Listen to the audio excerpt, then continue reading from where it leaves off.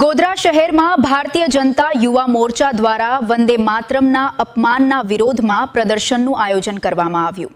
ગોધરામાં વંદે માતરમના અપમાનના વિરોધમાં ભાજપ યુવા મોરચાનું વિરોધ પ્રદર્શન।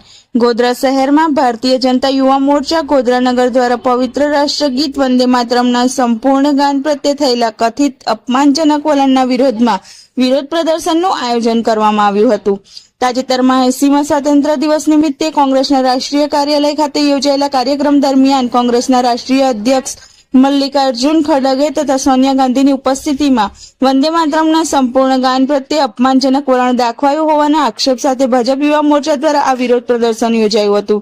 વિરોધ પ્રદર્શનમાં ભાજપના જિલ્લા અને ગોધરા નગરના આગેવાનો, પદાધિકારીઓ, કાર્યકર્તાઓ તેમજ ચૂંટાયેલા સભ્યો ઉપસ્થિત રહ્યા હતા। કાર્યકર્તાઓ દ્વારા વંદે માતરમના સન્માન અને રાષ્ટ્રભાવનાના સમર્થનમાં વિરોધ વ્યક્ત કરવામાં આવ્યો હતો।